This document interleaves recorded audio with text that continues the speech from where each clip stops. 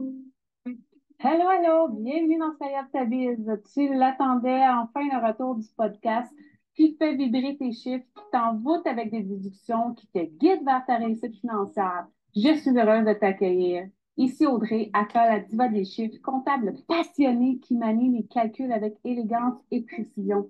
En ma compagnie, tu vas découvrir les secrets les mieux gardés de la comptabilité, les subtilités fiscales qui peuvent changer la donne et les astuces pour gérer mieux tes finances, tant entreprise que pour ta vie personnelle.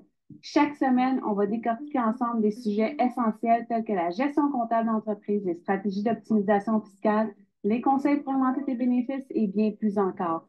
C'est avec un très grand plaisir que je te souhaite la bienvenue.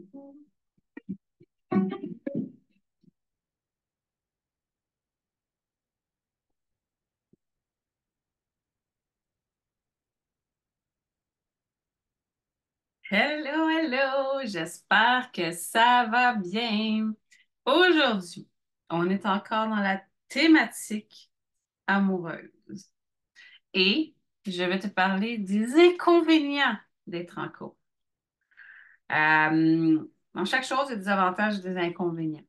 Et c'est un sujet sur lequel, si tu me connais, tu me suis depuis un bout, tu sais que les inconvénients en amour, je pourrais t'en parler pendant des heures et des heures et des heures pour avoir connu un tapon de méandre amoureux. On se le cachera pas. Fac. Alors, salut mes auditeurs financièrement libres.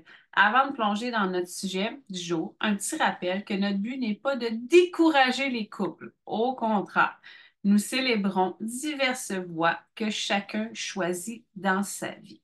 Moi, je pratique le célibat depuis 6 ans, 7 ans. L'année passée, j'ai tenté une expérience, pas qui a mal viré. Elle n'a pas mal viré, mais c'était pas fait pour moi. Puis malgré mes tentatives de communiquer mes besoins, mes attentes, c'est ça. Entre la fréquentation puis la cohabitation, il y avait deux mondes, puis ça me convenait pas. Fait que ça a été une courte relation que je suis partie. Mais avant ça, j'en ai connu des relations qui ont été hyper négatives que tu traînes pendant, tu peux traîner ça pendant des années. D'ailleurs, je te suggère le livre La facture amoureuse. C'est important de le lire.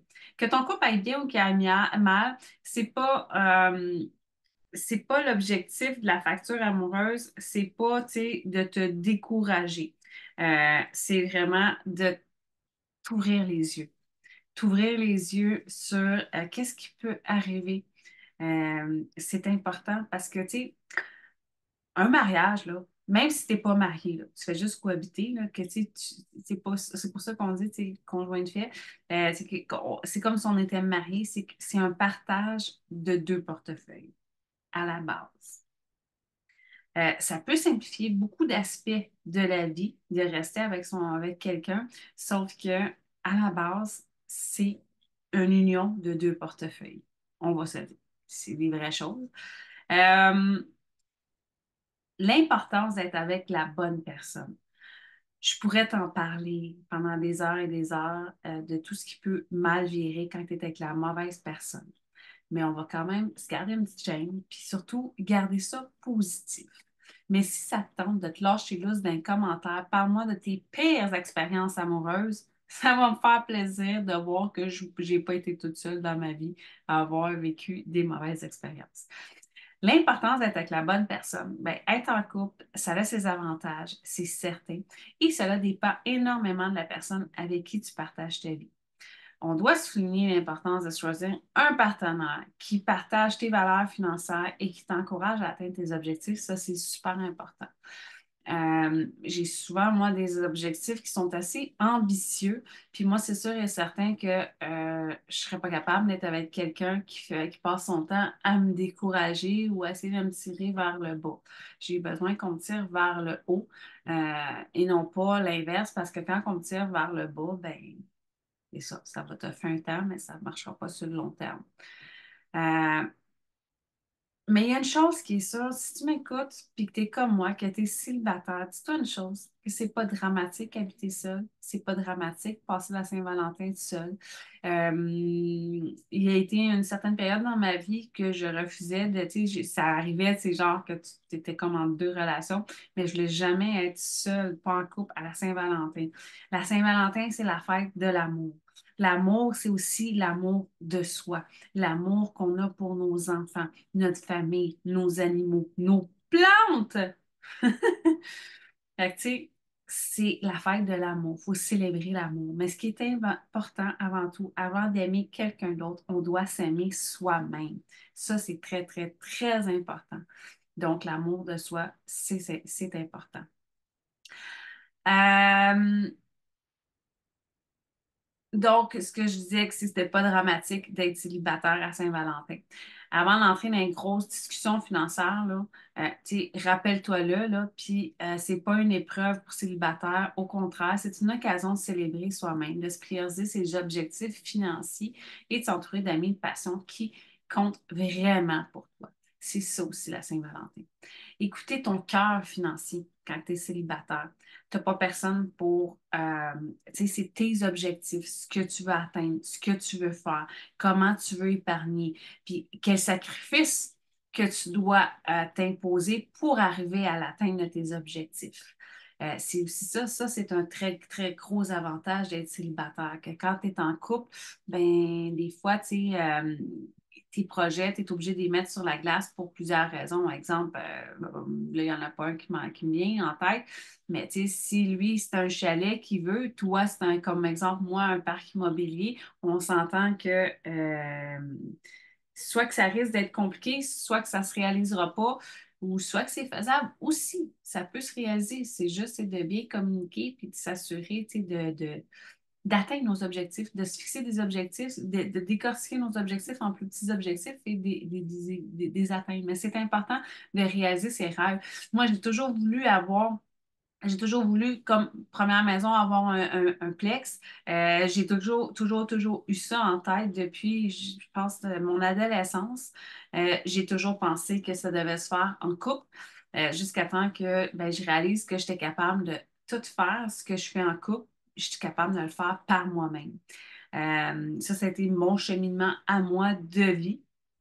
Mais tu sais, c'est important, tu sais, c'est important de se connaître soi-même, de se connaître, tu sais, sur le plan financier mais aussi, puis tu sais, de savoir que une petite décision ben, peut avoir un très, très, très gros impact sur nos finances puis sur notre statut relationnel dans le futur. Fait que c'est vraiment important de faire attention, de bien mesurer ses choix et de bien réfléchir. Euh, ben, les avantages cachés, OK, tu manges ce que tu veux, quand tu veux, à l'heure que tu veux, dans la pièce que tu veux. Puis tu ramasses la vaisselle quand tu veux. Tu fais ton ménage quand tu veux. Tu t'habilles quand tu veux. Tu restes en pyjama autant de fois que tu veux. Fait que, tu sais, ça, c'est tout pour moi. Je trouve que c'est un très, très, très gros avantage. Puis je pense qu'on ne devrait pas le négliger. Euh, Ensuite de ça, tu sais, d'autres avantages d'habiter seul, ben, tu n'es pas obligé d'avoir aussi grand que quand tu es à deux. Donc, le ménage est moins long. Il y en a beaucoup qui disent, ah, mais le ménage se fait à deux. Ouais, mais souvent, là, il y en a plus un. Il y en a toujours plus un que l'autre qui fait le ménage. Puis, ben, des fois, ça crée des frictions. Fait que, tu sais, tandis que quand tu es toute seule, tu n'as pas besoin d'aussi grand. Fait que ça aussi, c'est un avantage. Si tu peux, c'est juste, le style de la maison, les meubles, puis, tu sais, tous les achats, la décoration, tu n'as pas à dealer ça, même si dans la plupart des couples, souvent c'est la femme qui va choisir. Mais tu n'as pas à dealer ça. Puis, tu sais, tu n'as pas à, genre, à prendre en considération ses goûts. C'est seulement tes goûts à toi. Fait que ça, moi, je trouve que c'est un super gros avantage. Puis au niveau, tu sais, de l'épicerie, tu sais, regarde, tu sais, il y a beaucoup de couples qui vont partager la facture d'épicerie en deux. OK, parfait. Moi, je ne suis pas une grosse mangeuse de viande. Fait que c'est sûr et certain que mon épicerie, ben, le fait que je ne mange pas beaucoup de viande, ça paraît dans mon épicerie. Pourquoi j'irais en couple puis payer 50% de la facture d'épicerie si je ne mange pas, tu sais, trois. C'est aussi, ça fait partie souvent des chicanes, tu sais. Ben, tu sais, je ne mange même pas le trois quarts de ce que tu as acheté, tu sais.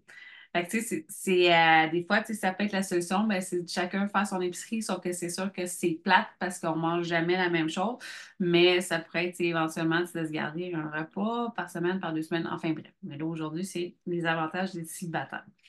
Euh, euh, Puis, tu sais, comme on a tous des façons de vivre qui sont différentes. Exemple, il y en a qui peuvent être contre la sécheuse, l'utilisation de la sécheuse, parce que c'est sûr que la sécheuse, l'utilisation de la sécheuse affecte la facture d'électricité. Fait que ça, c'est sûr que ça peut être un avantage, c'est d'être seul, tu n'as pas à dealer, à négocier ça. Tu sais, c'est vraiment l'avantage, là, tu sais, on peut donner plein d'exemples concrets, mais l'avantage d'être célibataire, c'est qu'il n'y a aucune négociation qui se fait. La seule négociation, c'est que la personne qui est devant ton miroir. Fait que, tu sais, c'est ça, c'est ce que tu veux, puis ça arrive des fois que c'est ce que tu peux, mais en règle générale, c'est juste de mettre en branle les actions pour atteindre ce que tu veux. Euh, c'est important aussi, on peut prioriser nos choix, on s'élève nos choix. Tu sais, ça, c'est super important, tu sais, que tu sois célibataire. Euh, Moi, je l'assume totalement. J'ai été longtemps à ne pas être capable de l'assumer. La société fait beaucoup, mais je pense que la société est en train de s'adapter. La société a longtemps fait que ce qui était gage de réussite était tu sais, que tu aies la petite famille nucléaire, la maison avec le mari, puis que tout va bien, c'est plus nécessairement ça.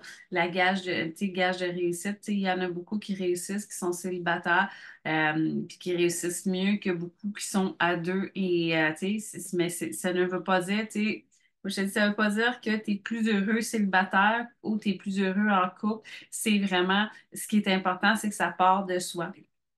Fait que c'est sûr que là, c'était 2 épisodes un petit peu plus légers parce que je voulais aller dans la thématique de l'amour. Fait que voilà, les thématiques ont été faites. Fait qu'on va retourner dès la semaine prochaine dans des sujets beaucoup plus comptables, fiscalité, un peu moins romantiques, mais je trouvais important, tu sais, de souligner parce qu'il faut faire attention parce que c'est le fun, tu sais, rester à deux. Mais, tu sais, comme moi, c'est un choix que j'ai fait, que je fais de rester seule. J'ai tenté, je dis pas que je vais pas retenter un jour d'habiter avec quelqu'un, mais sauf que je tiens trop à ce que j'ai bâti pour le sacrifier et le perdre. Fait que, tu sais, c'est sûr et certain que il y a beaucoup de choses qui sont beaucoup moins négociables. Puis c'est surtout, c'est le fait, tu sais, d'avoir été longtemps seule, ben, j'ai appris à me connaître et à savoir où je m'en vais, qu'est-ce que je veux faire avec mon budget, comment je veux économiser, à quel âge je veux prendre ma retraite. C'est toutes des choses, c'est que je négocie avec personne d'autre que moi-même. Fait que ça, moi, je trouve que c'est un gros avantage. C'est un très gros avantage. Disons que ça va être difficile de me faire changer d'idée. Mais, fait que ça. Mais il y en a qui fonctionnent super bien à deux. J'ai toujours rêvé de bien fonctionner à deux. Malheureusement, je ne suis jamais tombée sur la personne qui pensait comme moi, puis qui vivait aussi comme moi, parce que moi, c'est important, tu sais, qu'on ait quand même un rythme de vie qui est similaire. Sinon, tu sais, c'est comme bizarre. Fait que sur ce, je te souhaite une super belle journée. Puis on se reparle la semaine prochaine. La semaine prochaine, c'est quoi l'épisode? Attends une minute, je peux aller te dire ça. Qu'est-ce que c'est? Oh. Ah, j'arrive pas à le trouver. En tout cas, enfin bref, tu vas le savoir bien assez tôt. Puis sur ça, ben, bonne semaine! Voilà, chers auditeurs, toujours un plaisir d'avoir partagé ce moment avec toi et j'espère te retrouver la semaine prochaine dans un autre épisode de podcast. Rappelle-toi que tes finances personnelles et ta comptabilité sont ta priorité et sont le cœur de ton entreprise. En appliquant tous mes conseils, seras mieux préparé pour gérer tes finances et ta comptabilité, éviter les écueils courants. Et merci de m'avoir rejoint. On se retrouve bientôt pour encore plus de conseils financiers et comptables. Prenez soin de ton entreprise et à bientôt.